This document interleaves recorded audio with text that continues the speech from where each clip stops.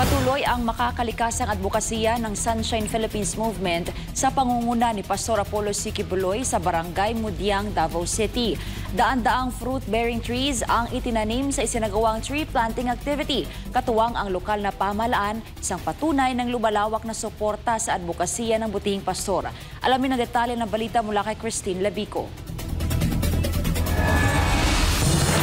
Tayo lang ang makatutulong sa inang kalikasan at ito ang pinatunayan ng mga voluntaryong nakisa sa isang tree planting activity dito sa Barangay Mudiang, Davao City bilang bahagi ng bayanihan para sa inang kalikasan. Isa ang lokal na pamahalaan ng Barangay Mudiang dito sa Davao City sa patuloy na naniniwala kay Pastor Apollo C. Quiboloy at sa kanyang mga adhikain. Naging daan din ang pagtakbo ng butihing pastor sa Senado upang mas lalo pang maipakilala ang kanyang mga nagawa na at magagawa pa. Katunayan, mismong ang kapitan ng naturang barangay ang nagpaabot ng mensahe ng pakikiisa at pakikipagtulungan sa KOJC at sa Sunshine Philippines Movement upang maisakatuparan ang isang tree planting activity sa kanilang barangay. Sumulat ako sa KOJC dahil nakikita ko naman din ang ambisyon ni pastor sa ating kalikasan. Bakit ko inimbitahan ang KOJC pag-support din kay senator. Pinakita namin na kami ay talagang sumusuporta sa kanya. Ining advocacy ni pastor.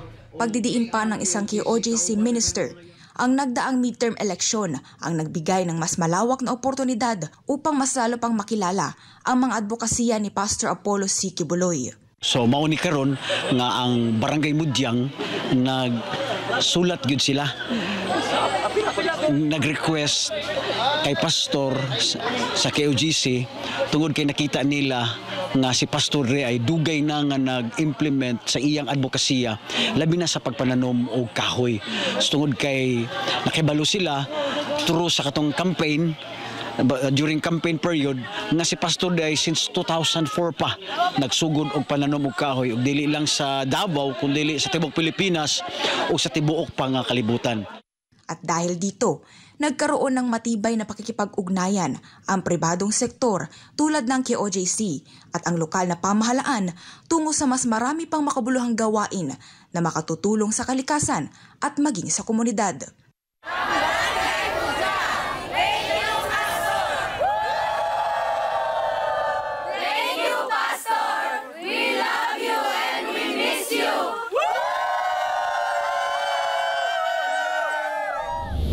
Kaisa rin ang sektor ng kabataan ng naturang barangay sa nasabing aktibidad dahil naniniwala sila na malaki rin ang kanilang papel bilang susunod na henerasyon. Ang goal po talaga namin dito is para makatulong po sa aming barangay. Even though na aming barangay po is naman po natin na medyo bukid po siya, pero these days po kasi is medyo marami na po kasing mga inaano po yung bypass road, so ganun po. So mga puno po namin ngayon is natanggal na po. Marami, if nakita po natin kanina sa dinaanan natin na wala na po yung mga ibang puno. Dako ni siyang tabang sa ato ang barangay. Kaya pag-abot sa panahon, makita nato, maabot ang panahon na magkaanak, magkaaputa, makita nato or ma-remember nato na oy kita ang nagtanom ani ng mga punuan. Daang-daang fruit-bearing trees gaya ng lansones, marang, guava at abyo ang sama-samang itinanim ng mga voluntaryo sa pakikipag-ugnayan na rin ng City Agriculturist Office. Nakikita natin na mayroong private saka public partnership. So, makatulong sa kalikasan. Saka isa itong paraan para magkaroon talaga ng magandang partnership ang ating komunidad, which is nandito si barangay at saka ang KOJC.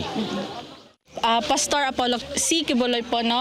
Maraming salamat po, Pastor, sa imuhang kaayo sa dili lang diri sa Barangay Mudiang, diri sa Davao, for letting the people na maka-join sa amoa karon.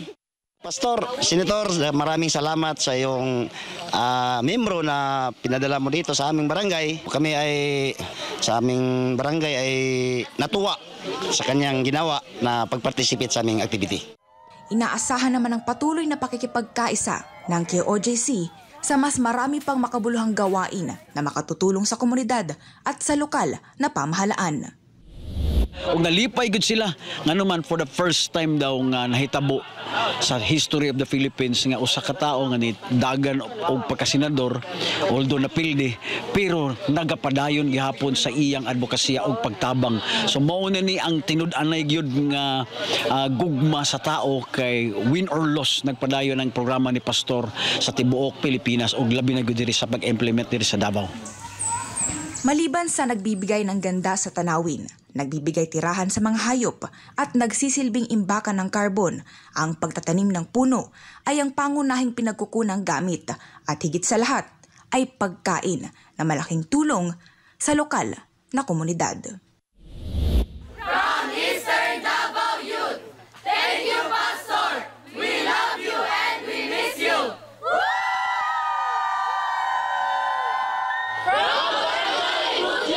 We support 131 Nation. Thank you, Pastor.